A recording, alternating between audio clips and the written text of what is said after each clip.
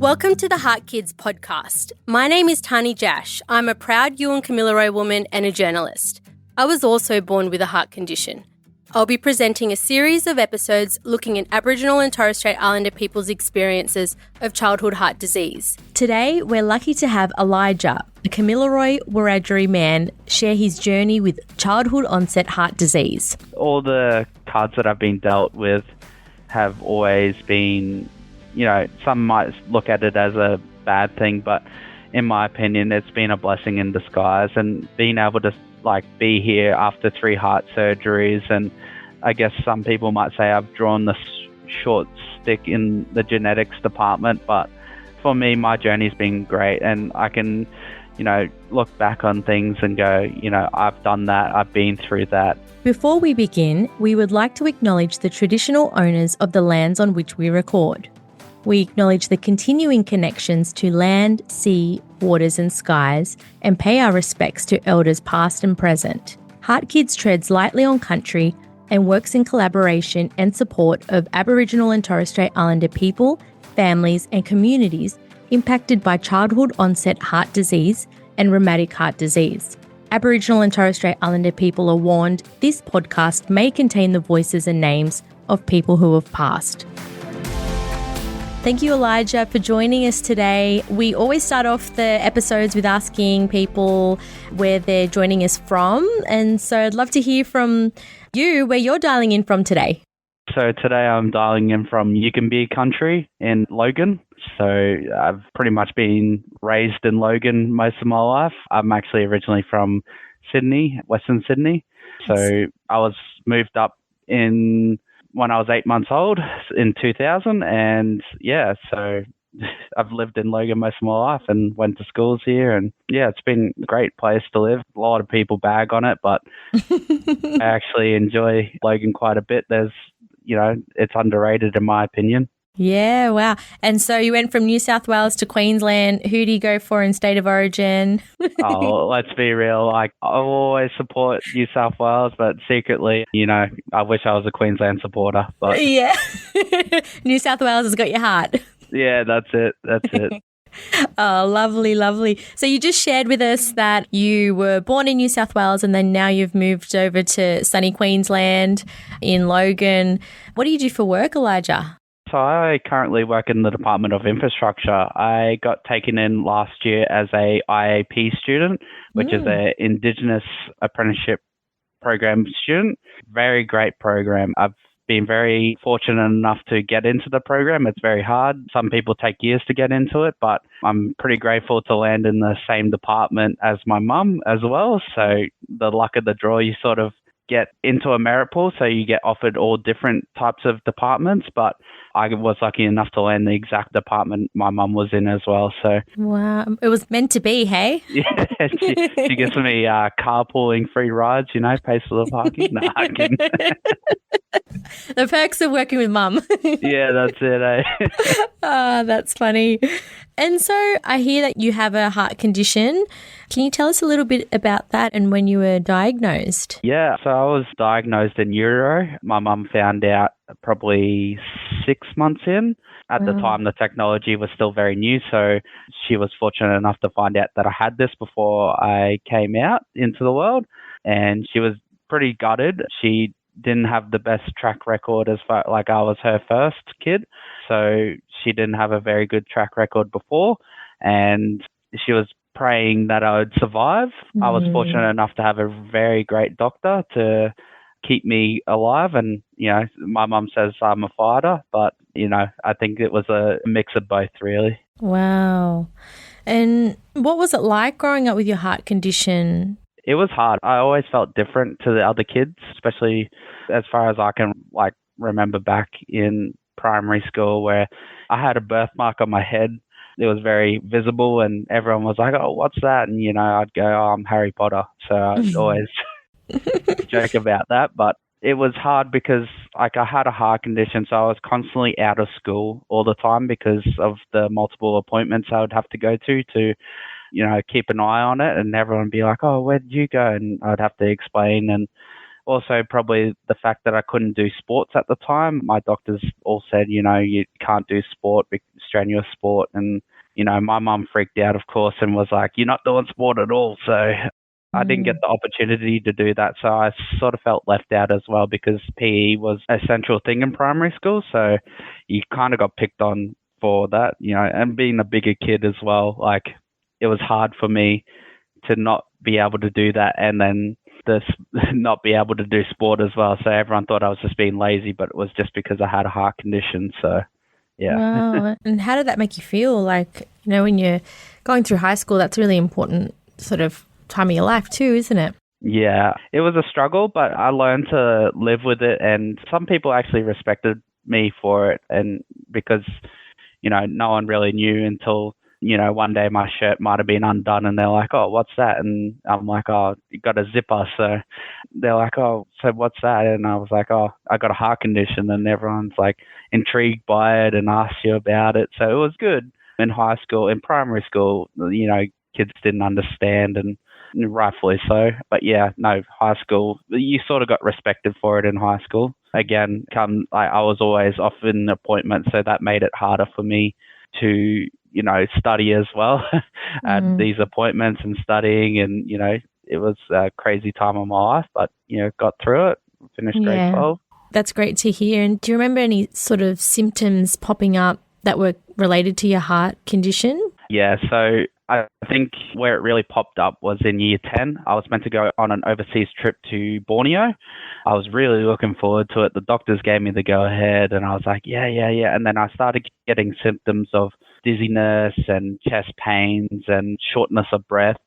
And my mum was like, as mums are always like, oh, we need to take you, get this diagnosed. And I did so many tests. I couldn't tell you how many stress tests I had to do. It was ridiculous. But they found out that I had arrhythmia in my heart. So it was skipping beats every couple of beats. So I think that's what they said. And, they were like, oh, we could do heart surgery, but we'll have to put it to the panel to see if it was feasible at the time or not. The panel came up and said, because of how young he is, you're setting himself up for life to have these surgeries all the time. So we'll just wait until you're an adult size and, we'll reassess from there. So obviously they kept a close eye on monitoring my heart. And it was about when I was 23 when it really got bad, where I was constantly getting dizzy spells and, feeling like I'm fainting. That was a big thing. So then they pulled the trigger at the time and said, we got to get this done. So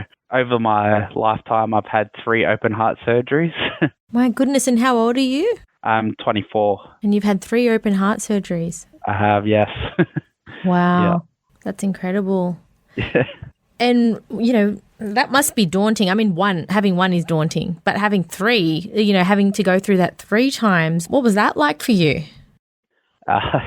Well, the most recent, I guess I've heard other people, like I've talked to some other HeartKids before and I'm with them. Like I don't remember my first 2 because I was 8 months and 3 years old at the time. So I don't remember them, but I know it was stressful for my parents to go through that and not knowing there might be complications. And, my mum she's a godsend and she was most panicking, and so was my grandmother as well. She was panicking as well. So it was a very stressful time for them. But for me, it was when I was older, and I recently had it done at 23, where I was, I went on a bit of a self-destruct path because I was so nervous and, I guess uncertain of how this was going to go. It also was around about the Christmas time when I was 23 that they were telling me that we'll need to get this done. But the first lot, my doctor got sick, so couldn't do it that time. So I went into the hospital, got ready, and then he called it off because he was sick on that time. The second time I got some sort of rash on my chest, so they cancelled it again. So at that point I was like, oh wow, I'm starting to peak here because I've had this cancelled so many times, and it's just the pressure of when is this actually going to happen. It was the third time around where we finally started to get somewhere and the stars aligned, and Yeah, so that was scary for me, especially the day before, just not knowing if, something else was going to go wrong and they would cancel it again. But yeah, they went ahead with it that time. Wow. And it would have been, I can only imagine it would have been really scary waiting for that surgery and, given it had been cancelled, you just kind of start to feel a little bit anxious in a way, hey? Yeah, it was very anxiety driven. I see a psychologist and she was like, I couldn't imagine the anxiety of what you're going through, just not knowing the uncertainty of it and, building it up until thinking that you're going to go into this and then getting brought all the way back down because it didn't go through. So, yeah, it was very anxiety driven and I was very, like I said, I was on a self-destruct path and, didn't really care about myself at that time. And I was like, nah, I got to get this done, and pull myself through. So, yeah. And was there anything that sort of helped you do that, like get through that? Yeah, I have to say it. And the way I carry on seems like I'm a mama's boy, but my mum was the one that really kicked me up the bum and said, you got to get this done and you got to stop acting the way you are. So, pull your pants up and, get it done sort of thing. So it was that and probably the fact that I couldn't keep having time off work as well. So because it was so long in between those times, I took off the 3 months beforehand. So I really needed to get it done then and there. Otherwise, I wouldn't have enough time to come back. So, yeah, it was a multitude of things, really. Yeah, that's so true. And how did, you went through it and you're here today. So I assume that it went well, How did it go? It must have been daunting in the lead up to it. And you were explaining there that it was quite anxiety. You were feeling a lot of anxiety at the time and mum helped you get through that.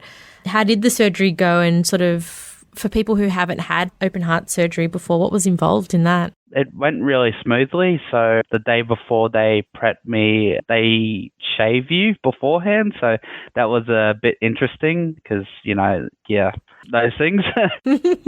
Yeah, they shave you every time you go beforehand. So I had to get it done 3 times, which was annoying. But, you got to do these things. Then I guess they bring you into a room and, they're pretty friendly. My doctor was really great with me and he was like, you'll be okay. And everyone was laughing and it was a good vibe, I guess you could say. And so then, you get knocked out for those hours that you're under. And then you wake up and you notice this. Well, for me, I had 3 valves replaced and one of those valves is metal. So I woke up with a tick in my head and I was like, well, what's this? What am I hearing this? And he's like, oh, because they had to put a metal valve in. You're just going to hear your heartbeat all the time. So all you hear in the back of your head is your heartbeat. So it's quite interesting when you're working out and all you hear is your heartbeat, raising because you're trying to work out. So yeah, that was quite interesting. My goodness. So you can hear it? Yeah, it's very loud in the back of your head, but the white noise sort of blocks it out. You get used to it after a while, but yeah, you can hear it when everything's quiet. You can actually hear my heartbeat going. So yeah, it's quite interesting. Wow. Geez, wow, that's incredible.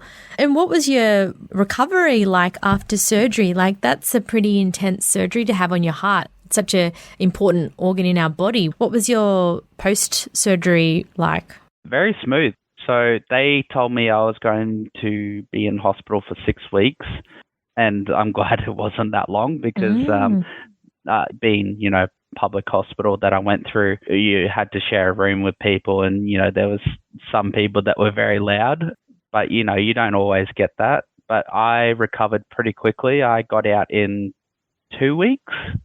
So obviously to the point where you can walk and look after yourself is when they release you. But obviously the recovery after that, you're sort of bedridden for the first month or so, but you do your breathing exercises, you get up and do stuff. It obviously speeds up the process a bit more, being more proactive about this after the surgery instances.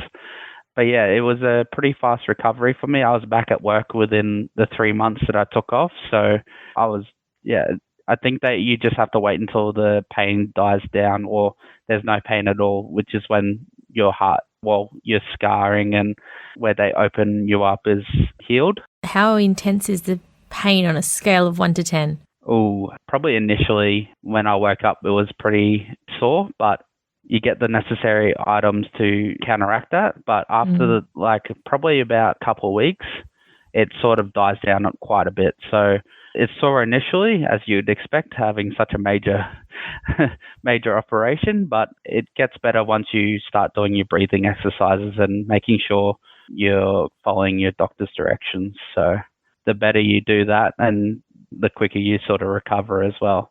But everyone's different. For me, I recovered pretty quickly, but some people might not be like that. Yeah, everybody sort of heals at different paces, hey? Yeah. And did you notice, other than the ticking sort of, now sort of present for you, was there anything else you noticed after having the surgery with your body? Yeah, I definitely had more energy. And after coming out of the surgery, and I was so keen to get back to the gym.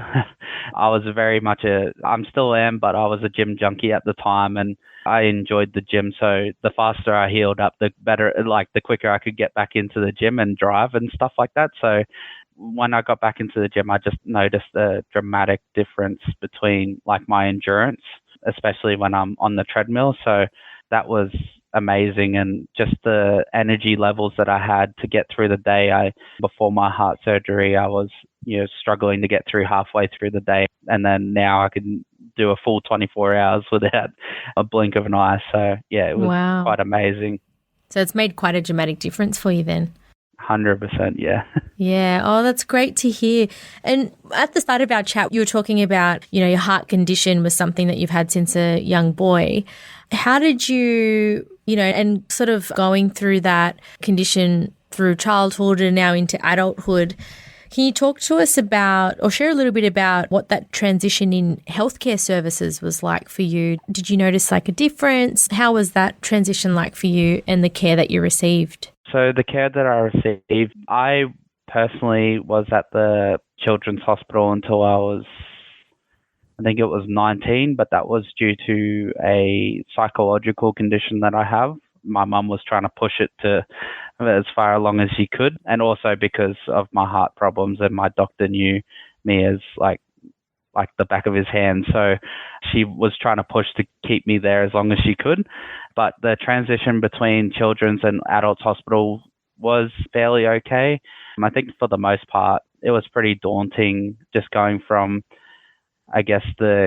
seeing, similar age people or younger people to older people that are nowhere near your age and no one near your age in sight as well. It's pretty daunting. And also being such a bland hospital as well, it was, you go from the colours and shapes and stuff going on to just bland things. A bit more clinical feeling. Yeah, yeah, it was a bit more serious and professional, I guess you can say. Was there anything that sort of helped you through that transition from Children's Hospital to, the adult hospital? I think my previous doctor, he highly recommended the hospital and the person that I'm currently seeing as well. And I think that really helped me and reassured me that was, having that doctor for all of your life and then him recommending someone, you sort of trust that. I guess that for me, that was a reassurance that I was going to get looked after. And probably the fact that, when I first met my new doctor, he was very nice and, reassured me about everything, including the surgery that he was thinking about doing at the time. So, yeah, it was great. It's nothing to be scared of. I think initially you get scared of because it's a big hospital and you see no one around your age, but I can assure you that once you meet your doctor and they know what they're doing. So, yeah. And after after there was that transition between the doctor that you've had, for most of your childhood to this new doctor that was looking after you in the adult hospital, did you feel that sort of sense of ease, once that transition had happened and they had met and, the new doctor was across your condition and what you needed to make sure that you were looked after properly?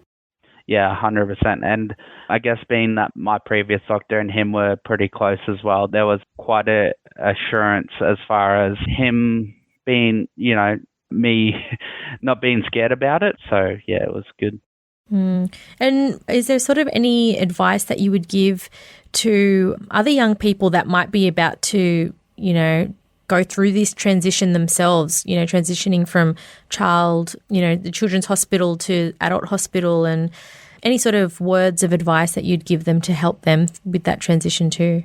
I think my best advice would be just to follow the directions that you're given at the hospital. And for the most part, hospital staff are really friendly. So as long as you just follow the directions, and once you meet your doctor, you'll understand it's not as scary as it seems. I think just picture it as your previous, wherever you previously went. But yeah, once you meet your doctor, you'll understand. It's not as daunting as it seems. Yeah, love that. Thank you for that. That's incredible. I think, Elijah, you've had 3 open heart surgeries. You're quite often, going to the hospital, making sure that you're okay and you're healthy and you're strong. Your heart's, performing at its best. And so I'm sure that your journey through this has sort of taught you a few things, or you might have some insights. Is there sort of anything that, when you reflect back on your journey over the years, is there any sort of key takeaways that have had an impact on you in your life? And, when you think back of all the years that you've gone through and your health journey to date, is there anything that sort of stands out? Key takeaways for you? Yeah, probably paying attention more. I guess I relied on my mum a lot as far as when I was in the children's hospital, because she sort of knew what she was talking about, and I wish I researched it more at the time. I guess I just should have paid more attention to it to understand it better when I went to the adult hospital, because, once you transition from that children's hospital to the adult hospital, sometimes your mum's not going to be there for you all the time. So just making sure you're paying attention to what the doctor's saying, and I guess understanding how everything works is probably the best advice I could give, and the key takeaways. If I could go back, that would be mainly. And is there sort of any resources that helped you that might be helpful for others? Yeah, the HeartKids would be the primary one. I guess reaching out to people like-minded like you, and who know what they're talking about and have experienced that, is definitely helpful. Yeah, that would be my best advice. Yeah, thank you. Really great points. And go mum for being there for you and supporting you all the way. Hey. Yeah. Oh. Yeah. We love our mums. That's it. Wonder Woman. Yeah. Wonder Woman. Yeah. On this podcast, something that we also talk about a lot is our sense of self and identity.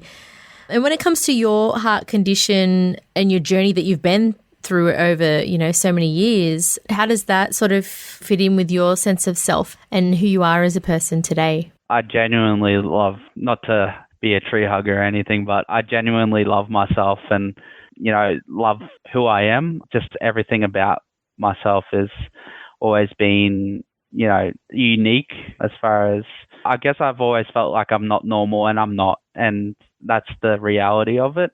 And I enjoy being different to others, because if you're just normal, then that's boring, in my opinion. So love it. I agree.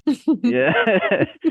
So yeah, I guess all the cards that I've been dealt with have always been, some might look at it as a bad thing, but in my opinion, it's been a blessing in disguise. And being able to be here after 3 heart surgeries, and I guess some people might say I've drawn the short stick in the genetics department, but for me, my journey's been great, and I can, look back on things and go, I've done that, I've been through that, and I can tell my story to other people and be, genuinely happy about how I've, what I've done. So, yeah. Yeah, I love that. Thank you. And, for our communities, Aboriginal and Torres Strait Islander communities across Australia, we know that, health really across the board impacts our communities in really devastating ways. And we only have to look at, things like Closing the Gap to sort of make sense of that picture. How has your, culture influenced your approach to health and advocacy for First Nations communities? For me, I'm still on my cultural journey. My whole family is, being that my grandmother's been brought up to not identify at all, obviously for, as our history says, for reasons. And I guess now that it's more acceptable to identify and be who you are, I think it's important to acknowledge that your genetics aren't going to be as good as someone else's genetics, and especially in our culture. And I guess that's where you got to be very due diligent on your health. So looking after yourself is important, but looking like with your genetics as well, you got to think, we don't have the best genetics as far as health goes. So doubly looking after yourself. Yeah, really good advice there. And then coming back to what you were saying before, really listening to your doctor's instructions and following those, that advice as well. I'd really love to hear, you've come such a long way, Elijah, and it's just been a remarkable sort of journey. What are sort of some of your aspirations for the future and in terms of your health and well-being? I hope to maintain my health and well-being without needing my mother. I think that's the main thing. I've been slowly doing that myself, and I guess taking control of my own journey, because as we all know, your mum's not going to be there forever, and you sort of got to take control of your own health and I guess be an example for my people as well, and show them that, it's important to look after your health, especially when you're born with these disorders. And yeah. Yeah, I think that's a really, really important point, especially for young Aboriginal people who might be trying to navigate the health system, or like we were talking about before, like transitioning from children's hospital to the, adult hospital, which can be a daunting thing, as you mentioned. Or, even I think your experience in school and, how do you talk to your friends about your heart condition and, helping the people around you understand what you're going through. 100%. Yeah. Do you sort of have any thoughts around that for young people who might be, they might be teenagers or, young adults that are transitioning? Any advice for them around how to look after themselves, but then also maybe even what I really loved is around what you said before around your sense of self and how you love yourself and who you are. I thought that was so beautiful. Is there sort of any advice along those lines for people who might be struggling with their condition? My advice would be you can't change what is, and you just got to, I guess that sounds harsh, but living with your condition is not a bad thing. Having this condition is probably more of a blessing than it is dishonor. And I think at the end of the day, looking after yourself, keeping healthy, following your doctor's directions, and, making sure you're clarifying with your doctor what you're feeling and how to being honest with how you're feeling as well is a big thing, not hiding it and saying, I had this, but it doesn't matter, like I'm fine, making sure you're doing the right things by yourself and not hiding it. I know when I was going through my time, when I was feeling those symptoms, I was sort of getting to the point where I was like, I'm fine. And because I was getting over how many stress tests I was doing as well at the time. Don't do that. It's most important to look after yourself and be honest with your doctors, because at the end of the day, they got to go off what you say and they don't know unless you tell them. So making sure you do that is most important. Otherwise, a lot of things can go wrong very quickly. Yeah, great advice there. Such great advice. And we're coming to the end of our chat here on the podcast. Is there anything that sort of comes to mind that we haven't touched on today that you think might be important to share with our listeners? I think that's sort of a hard question because everyone goes on a different journey. I think for the most part, you got to understand that everyone has a similar journey as far as their own health goes. Making sure you just follow your doctor's directions. I can't stress that enough. They are a doctor for a reason and they know what's best for you. So, yeah. Yeah, great advice.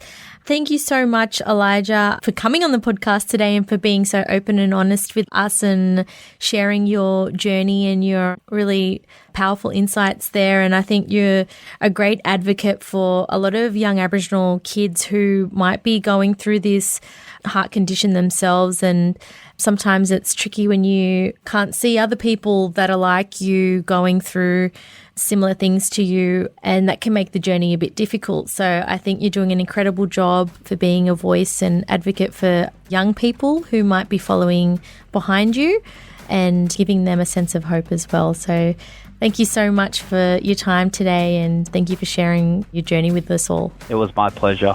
If this episode has brought up anything for you, or you need some advice or guidance on yours or your family's CHD journey, you can call the HeartKids helpline on 1-800-432-785.